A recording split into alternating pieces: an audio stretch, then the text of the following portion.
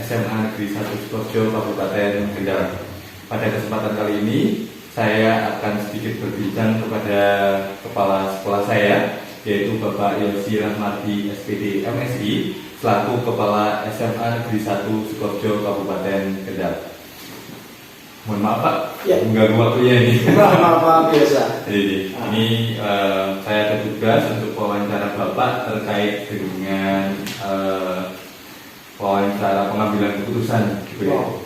Ya.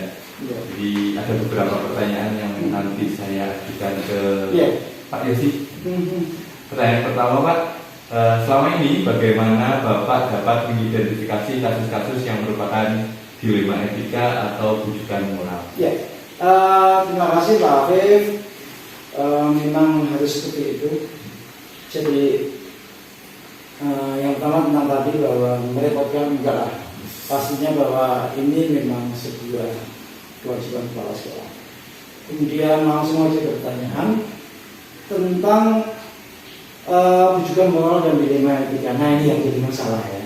Bahwa ketika kita mengambil keputusan, pastilah kita akan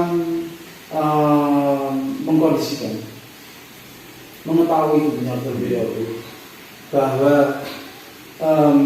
permasalahannya itu ada di mana. Seringkali ketika melihat sebuah permasalahan adalah adanya nilai-nilai yang ada pada sebuah permasalahan tersebut.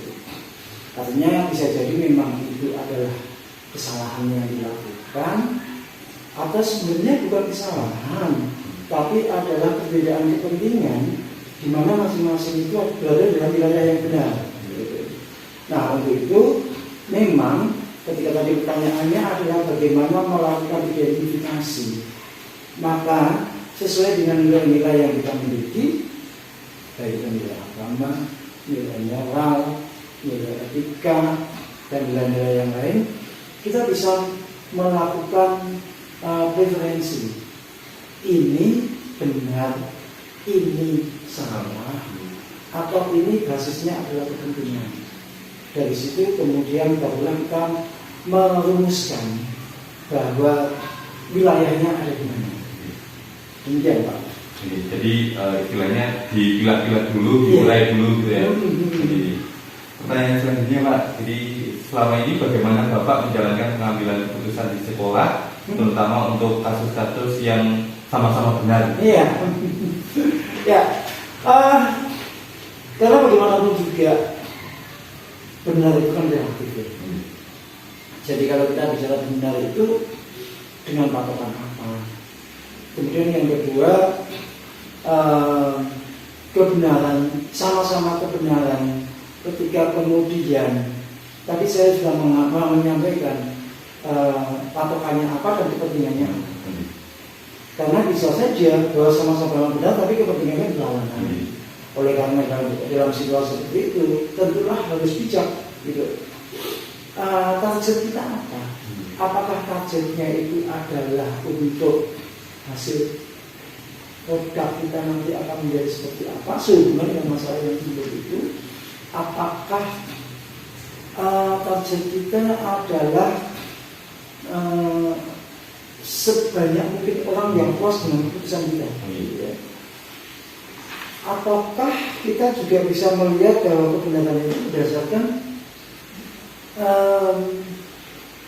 orientasi yang kita inginkan, goal kita kemana? Mungkin itu. Jadi ketika kita, pertanyaan intinya adalah dalam pengambilan keputusan itu sama-sama benarnya dan sama-sama mengambil nilai kebajikan. Yang jelas harus mengambil keputusan. Ya. Dan ketika kita sudah mengambil keputusan terhadap sebuah permasalahan, kita harus komunikasikan dengan baik. Jadi komunikasi, terus kira-kira melihat goalnya apa yang kita capai. Berikutnya, kalau misalnya selama ini ada permasalahan, langkah-langkah seperti apa yang Pak Yosi ambil biasanya? Jadi apakah langsung memutuskan atau ada hal-hal yang dilakukan dahulu? Ya artinya ketika kemudian timbul masalah, yang pertama masalahnya timbul dari mana? Apakah masalah itu timbul karena saya secara pribadi sebagai pimpinan melihat secara langsung, ataukah itu berdasarkan laporan, ataukah itu dari pihak di luar sistem? Karena memang kondisinya harus ditangani dengan cara yang berbeda-beda. Ketika itu permasalahan adalah saya pribadi yang menemukan, maka tentulah saya akan mencari akar permasalahannya. Kemudian begitu saya mencari akar permasalahannya apa, maka di situ akan kita, kalau bicara di manajemen ya, di situ tentulah akan ada sistem perencanaannya bagaimana, sistem pelaksanaan, dan di situ ada monitoring, adanya evaluasi. Nah, selanjutnya maka kita bicara tentang sumber daya. Kalau kita bicara tentang sumber daya, biasanya memang yang namanya sebuah kepemimpinan akan ada yang namanya dilakukan berbagian, akan ada pembagian kewenangan. Nah, ini berada pada titik kewenangan. Selanjutnya, ketika kemudian kita sudah sampai kepada permasalahannya apa, siapa yang menangani, cara menanganinya bagaimana, maka kemudian kita komunikasikan untuk menyelesaikan permasalahan itu. Nah, demikian juga kalau permasalahannya itu adalah laporan. Biasanya kalau yang namanya laporan kan scientific. Artinya tentu tidak bijak kalau berdasarkan satu sumber saja itu kita langsung mengambil sebuah keputusan. Pastilah kita akan cek kondisi sebenarnya, baik itu cek lapangan permasalahan, kemudian yang terlibat dalam permasalahan. Barangkali juga kalau ada yang melapor berarti ada yang terlapor. Dalam situasi seperti itu tentunya saya akan memanggil kondisi terlapornya seperti apa. Apakah ini memang benar-benar masalah yang timbul karena terlapor, ataukah masalahnya sebenarnya bukan dari yang terlapor, dari pelapor sendiri, atau kondisi yang menyebabkan timbul masalah, dan dua-duanya ini tadi sama-sama punya maksud daya. Bisa jadi seperti itu. Mungkin begitu ya. Lengkap sekali ini ya. Jadi tadi ada perencanaan, kemudian konfirmasi dua belah pihak gitu ya, kalau misalnya ada yang dua bermasalah gitu ya Pak. Kemudian selama ini kira-kira tantangan apa saja yang dihadapi selama menyelesaikan masalah-masalah yang terjadi? Tantangannya tentulah kalau tadi saya sudah sebut kepentingan. Ya. Artinya bahwa di balik sebuah keputusan pasti akan ada kepentingan. Nah, ketika kita bicara tentang kepentingan, maka kita merujuk kepada kita berada di mana. Saat ini kita berada di lembaga pendidikan. Berkali-kali di rapat Pak Afif, saya selalu mengatakan bahwa tujuan kita adalah end user kita. Tujuan kita adalah anak-anak kita. Pelayanan maksimal, pelayanan optimal kepada anak-anak kita itu, sehingga apa yang kita lakukan adalah memang untuk kebahagiaan mereka, untuk keselamatan mereka. Nah, ketika saya arahkan pada titik itu dan masalah itu berdampak kepada kebaikan anak-anak kita, itulah yang saya rasakan. Tetapi sebaliknya, kalau itu justru merugikan anak-anak kita, kemudian justru malah tidak memfasilitasi kebaikan bagi mereka, bagi saya itu bukan hal yang penting. Berarti tujuan utamanya kita kembali lagi anak ya gitu. Jadi apapun yang kita lakukan, terutama di sekolah, adalah istilahnya tujuan utama kita pada pelayanan. Kemudian kalau misalkan ada masalah, Pak Yos biasanya mempunyai jadwal tersendiri untuk menyelesaikan atau spontan diselesaikan pada saat itu juga, Pak? Kalau saya cenderung gini ya Pak, jadi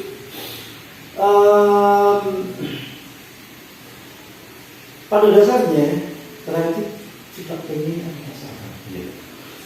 Bahkan ada sebuah kalimat konyol barangkali tapi ini baik.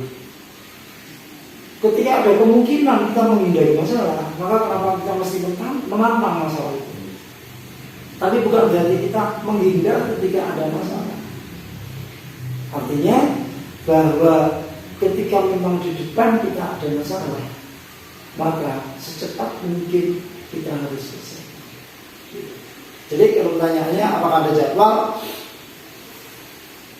barangkali masalah itu tidak menunggu jadwal. Oh iya. Penanganan masalah itu tidak menunggu jadwal. Jadi ya kalau saya cenderung permasalahan tentunya dengan ukuran permasalahannya ya. Ya. Kalau masalahnya memang cukup besar, itu memerlukan penanganan yang relatif dalam kacamata pandangan saya melibatkan banyak orang dan ini kepentingannya juga kepentingan banyak pihak, maka saya akan lebih hati-hati untuk mengambil keputusan. Dan dalam situasi seperti itu, maka saya melibatkan tim. Karena di sekolah ini sebenarnya bukan pemimpin yang penting, tapi adalah kepemimpinan. Jadi ketika kita bicara masalah kepemimpinan, maka kita bicara tentang kolektif kolegial.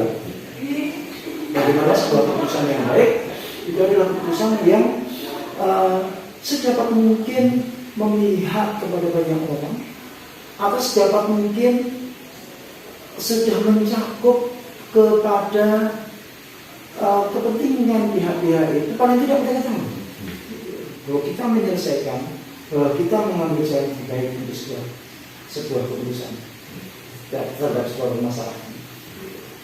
Ya kondisional juga. Iya, kondisional. Ya, artinya permasalahan bisa diselesaikan, ada sampah di depan. Saya pikir nggak perlu saya ke tukang kebun untuk mengambil. Ada sampah di depan saya ambil. Gitu. Kalau di sebelah saya ada anak saya akan minta tolong sama anak saya, ayo itu ada kotoran, kita ambil sama-sama.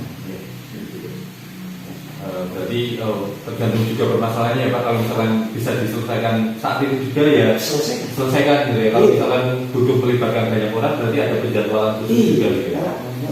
Ya, berikutnya faktor-faktor apa saja atau adakah orang-orang tertentu yang membantu Pak Yos selama ini untuk menyelesaikan masalah yang terjadi di lingkungan sekolah?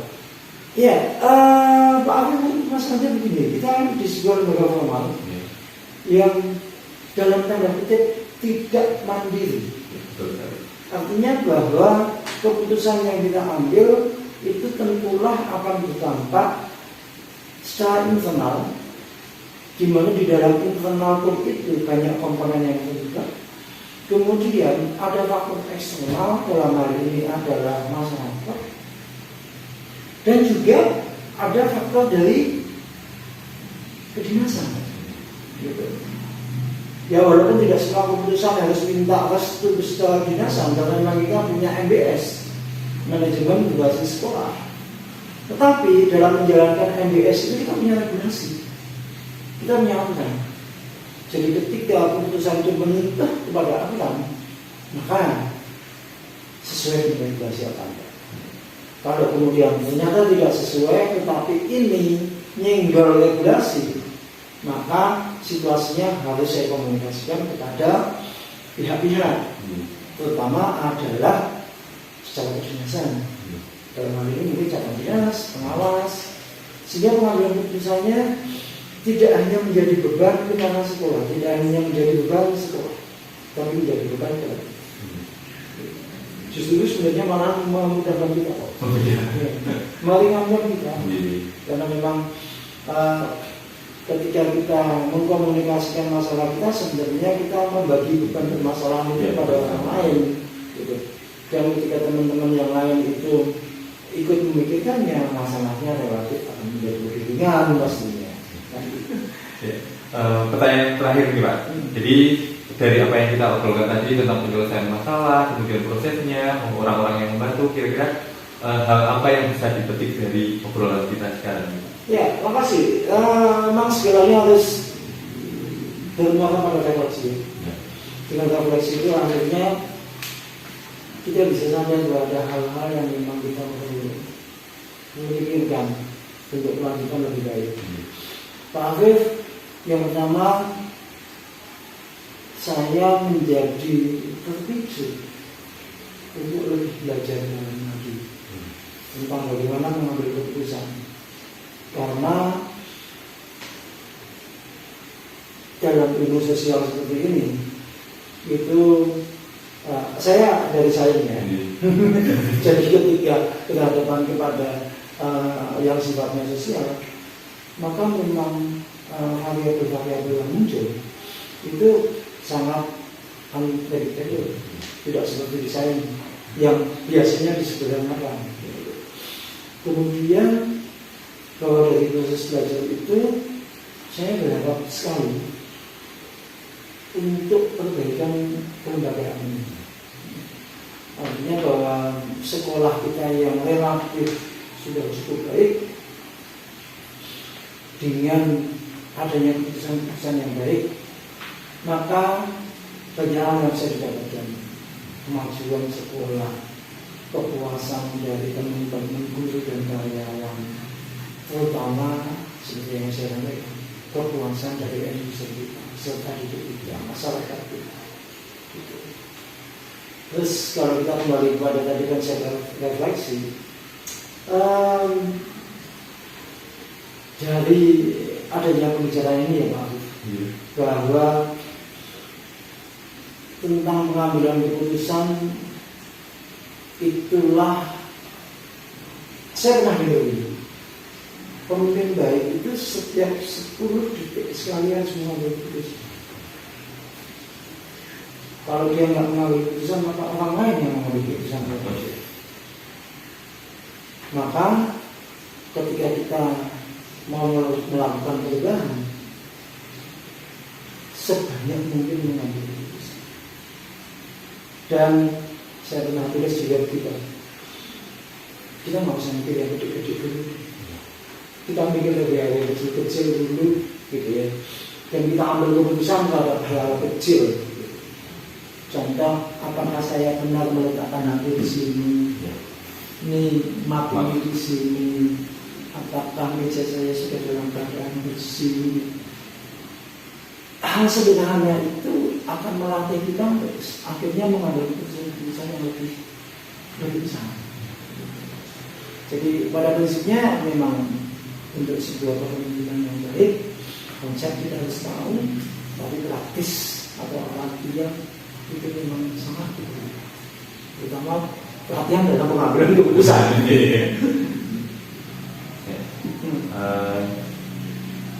Terima kasih atas waktunya Pak. Jadi kita bisa ngobrol banyak ini terkait dengan pengambilan keputusan. Gitu. Semoga apa yang kita bicarakan ini juga bisa merefleksi kita untuk kedepannya, gitu ya, untuk pendidikan yang lebih baik, terutama untuk murid-murid kita.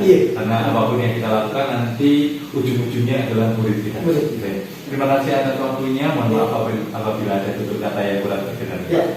Saya juga minta maaf, Pak Afif. Semoga apa yang disampaikan ini menjadi pelajaran bagi bukan hanya Pak Afif, tapi juga saya. Terima kasih. Assalamualaikum warahmatullahi wabarakatuh. Demikian tadi obrolan saya dengan kepala sekolah saya, Pak Yosi. Setelah ini saya akan lanjut kepada wawancara di sekolah lain, yaitu pada kepala sekolah SD Negeri 1 Jurgen. Demikian saya akhiri. Wassalamualaikum warahmatullahi wabarakatuh. Waalaikumsalam. Terima kasih. Terima kasih ya.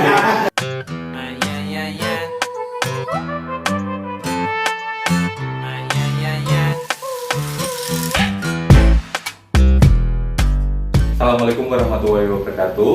Salam sejahtera untuk kita semuanya. Pada kesempatan siang hari ini saya akan mewawancarai seorang kepala sekolah dari SD Negeri 1 Curug Sewu, Kabupaten Kendal, tepatnya di Kecamatan Patean, Kabupaten Kendal. Wawancara ini dilakukan untuk memenuhi tugas demonstrasi kontekstual pada modul 3.1, yaitu pengambilan keputusan sebagai pemimpin pembelajaran.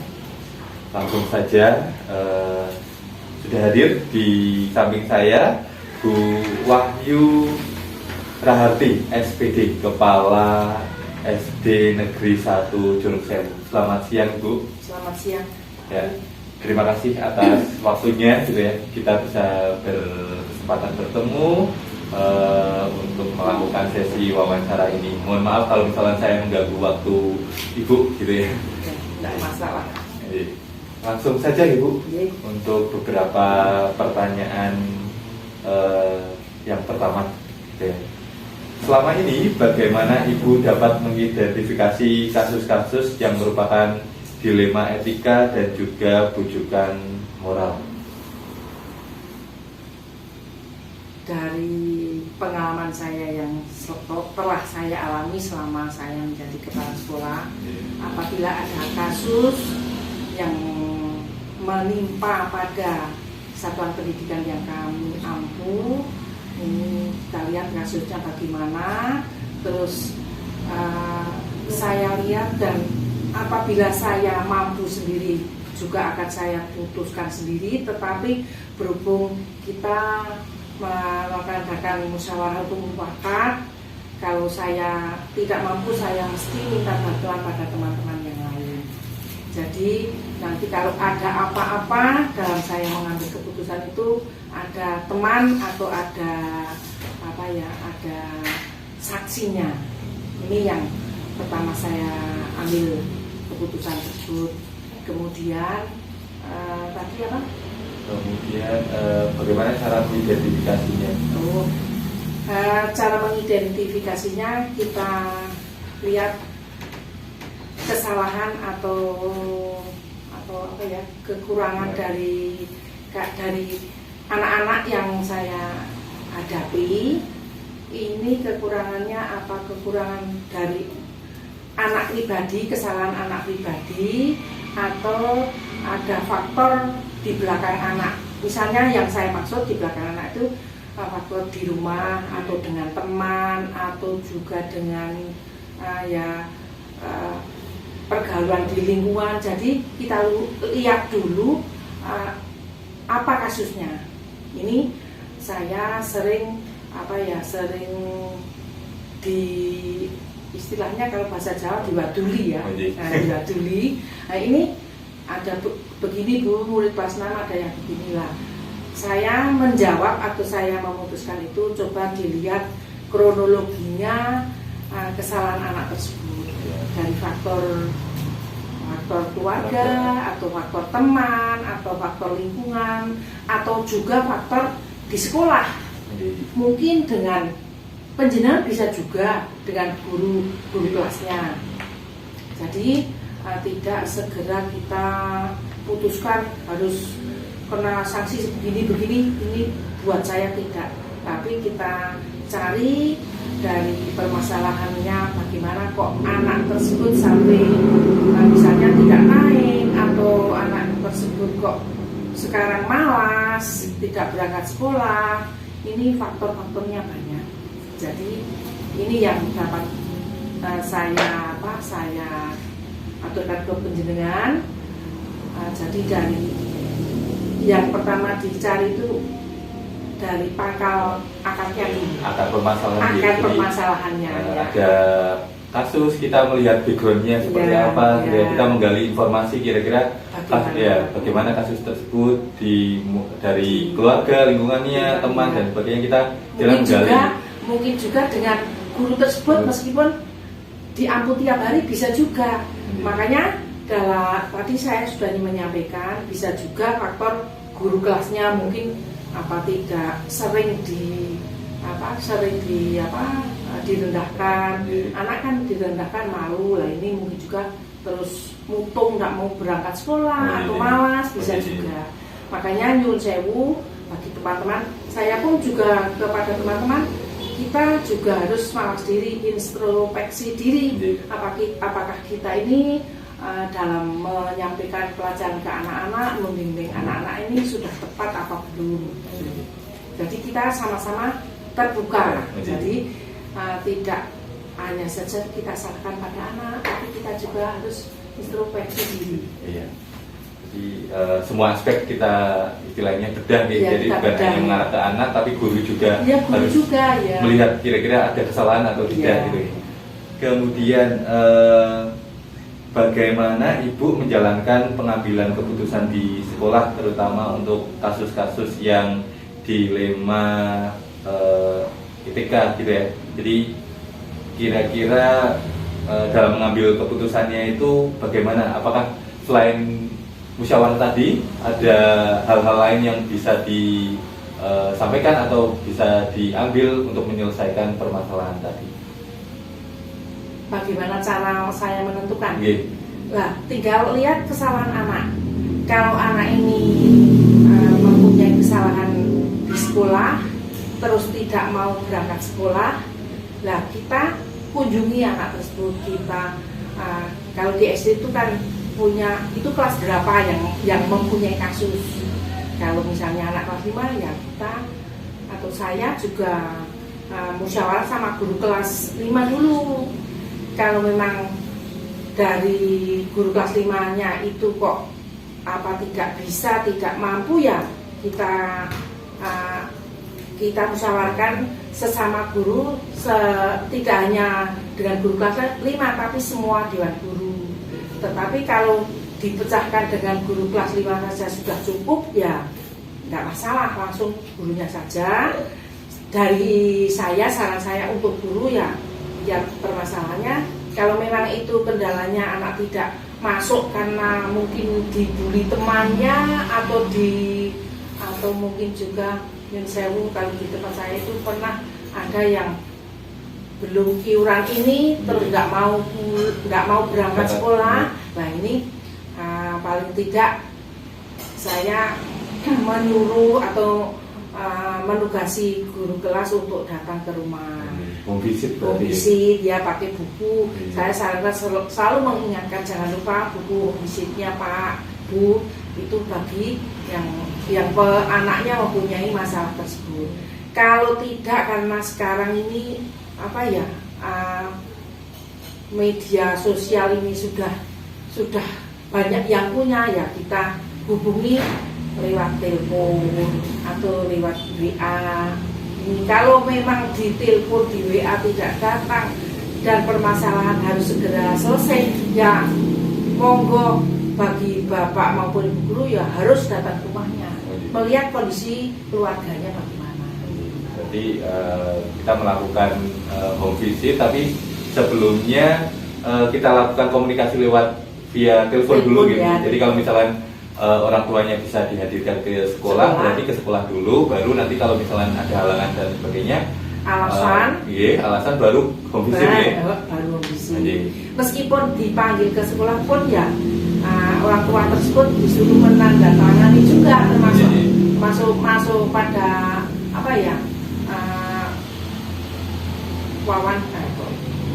termasuk pada komunikasi antara wali murid dengan sekolahnya. Nah ini termasuk problem yang harus dipecahkan. Makanya kalau memang dipanggil orang tuanya tidak bisa, ya ngalahi, guru datang ke rumah, home visit. Masalahnya kalau sekarang ini kadang-kadang orang tua itu sering sudah ngoyo-ngoyo datang ke rumahnya tapi tidak ketemu, karena bekerja. Tapi kalau lewat telepon bisa juga di mana tempat bisa berkomunikasi. Kemudian Bu, langkah-langkah atau prosedur seperti apa yang biasanya dilakukan selama ini? Tadi kan sudah mengatakan, setelah musyawarah misalkan, kemudian ada pemanggilan orang tua kalau misalkan itu kasusnya anak, kalau misalkan tidak ketemu di sekolah, home visit gitu ya, melakukan komunikasi gitu. Kalau misalkan permasalahannya ini umum, misalkan bukan hanya siswa tapi permasalahan dengan guru gitu ya, permasalahannya terjadi dengan bapak ibu guru gitu, itu kira-kira langkah-langkah apa yang biasa dilakukan? Kalau yang berkasus itu guru misalnya. Guru dengan anak. Guru dengan anak bisa, atau guru dengan guru gitu. Misalnya guru dengan guru. Kalau guru dengan guru ya jelas termasuk apa ya, untuk memecahkan permasalahan dari kedua belah pihak ya kita pertemukan di suatu tempat ya, karena kepala sekolah punya tempat ya di kantor kepala sekolah. Kita bersama-sama, kita misalnya ya kita buka permasalahan itu bagaimana kok terjadi seperti ini. Sebenarnya seorang kepala sekolah sebagai rekan kerja, sebagai saya kebetulan tempat saya kerja ini banyak teman-teman yang seusia anak saya, jadi saya anggap seperti penjenengan itu seperti anak, seperti teman, seperti rekan kerja. Jadi penjenengan jangan menganggap saya itu ya sebagai ibu pun saya terima juga. Ini prinsip saya. Jadi saya menekankan pada kekeluargaan biar apa ya, biar enak kalau sudah satu keluarga itu kan saling menghargai dan enak, tidak saling istilahnya bersaing. Jadi meskipun personilnya kalau SD itu kan tidak banyak, tapi kan kalau kita membimbingnya jangan sampai istilahnya beda-beda, kayak misalnya dengan teman A dengan teman B tidak sama, itu enggak, saya samakan. Kalau yang usianya jauh usia anak saya anggap penjenengan itu koyo anak, teman, dan juga rekan kerja. Kalau yang agak dekat dengan saya ya sebagai adik. Jangan menganggap saya itu orang asing. Saya di sini sebagai teman kerja, rekan kerja. Hanya saja saya disampiri sebagai orang yang dituakan. Jadi saya selalu menjunjung kekeluargaan. Tadi pertanyaan penjenengan bagaimana cara memecahkan masalah.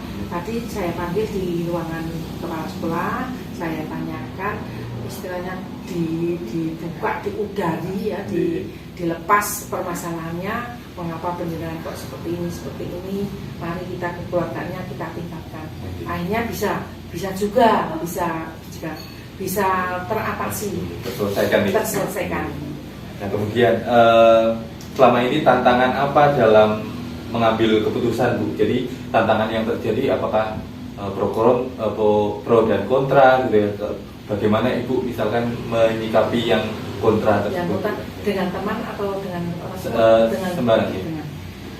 Kendala menyikapi dalam menghadapi permasalahan pro dan kontra. Kalau pro itu enak, sudah oke semua. Tapi kalau yang kontra itu selama ini saya punya teman yang kontra itu saya lihat ya kalau persentase sedikit sekali.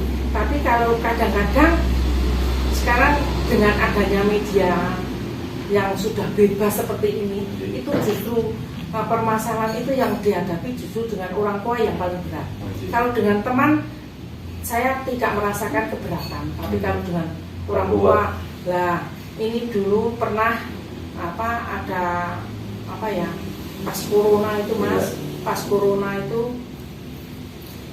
kita masuk pembelajaran ya, sudah berapa persen boleh masuk. Terus saya tanyakan, saya konsultasi dengan Korwil. Berarti kalau jumlah SD saya sedikit, saya masuk setiap hari boleh ya Pak?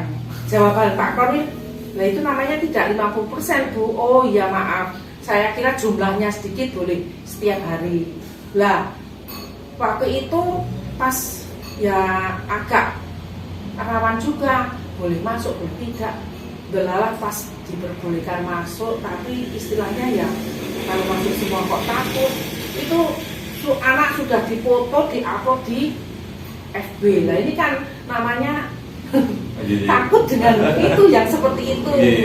Kalau dengan teman masalah misalnya masalah keputusan ini enggak masalah. Tapi sekarang saya tegaskan, kalau ada apa-apa ya kita WA atau kita membuat surat, difoto, disebarkan ke seluruh orang tua. Kalau memang itu perlu. Kalau dengan teman itu mudah sebenarnya, tidak ada masalah.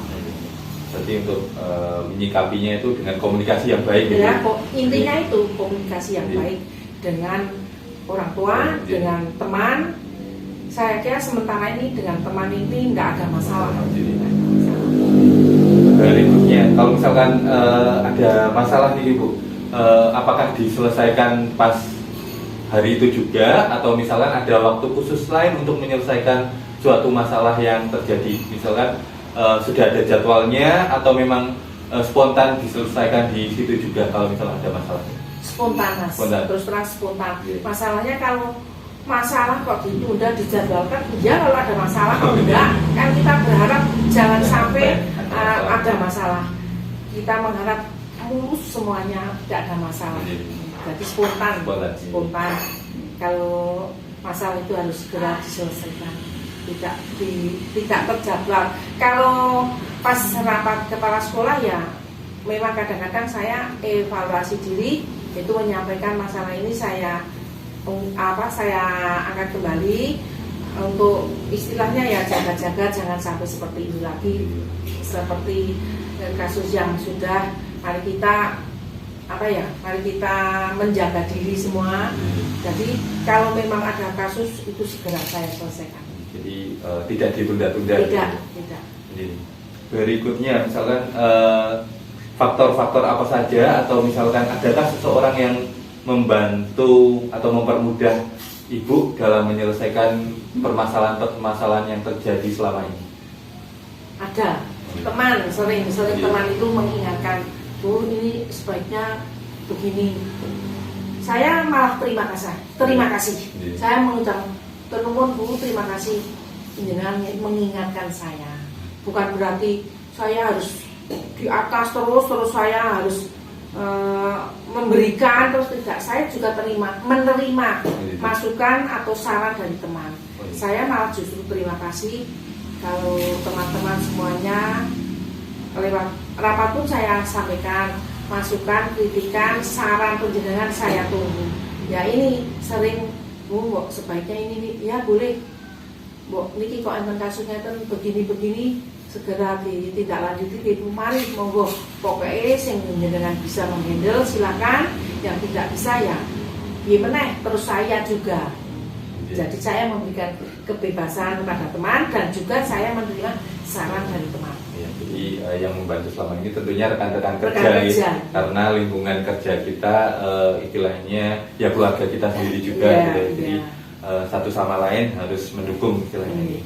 Kemudian pertanyaan terakhir ini Bu, dari apa yang disampaikan tadi, kira-kira pembelajaran apa yang bisa dipetik dari obrolan kita dari tadi? Menurut saya pelajaran yang bisa dipetik ini ya, sesuatu masalah ini lebih baik segera diselesaikan agar tidak tertunda-tunda. Dan selain itu kalau kita tidak punya masalah, kita bekerja kan enak. Ini tadi pertanyaan penjenengan yang disampaikan yang terakhir itu, ini pokoknya masalah segera diselesaikan. Segala permasalahan segera diselesaikan secara tuntas. Secara tuntas. Jadi kalau misalnya ada masalah langsung diselesaikan biar tidak berlarut-larut gitu ya. Jadi karena kita bekerja, kalau ada masalah tentu akan ganjel gitu. Ya, memang jadi, tidak nyaman. Kalau misalnya langsung diselesaikan, kita istilahnya bekerja juga enak, hati senang gitu Ibu. Ya. Terima kasih atas waktunya Bu Wahyu. Mohon maaf kalau misalnya mengganggu. Semoga apa yang kita obrolkan tadi bisa istilahnya untuk mengevaluasi juga mengedukasi kita agar menjadi pendidik yang lebih baik lagi gitu ya. Jadi apa yang kita lakukan selama ini ikhlas untuk anak gitu ya. Jadi berfokus pada anak untuk istilahnya pendidikan Indonesia yang lebih baik lagi. Gitu. Terima kasih. Demikian tadi wawancara dengan Bu Wahyu, Kepala Sekolah Dasar Negeri 1 Juruk Sewu, Kecamatan Patean, Kabupaten Kendal. Saya akhiri. Wassalamualaikum warahmatullahi wabarakatuh. Waalaikumsalam warahmatullahi wabarakatuh.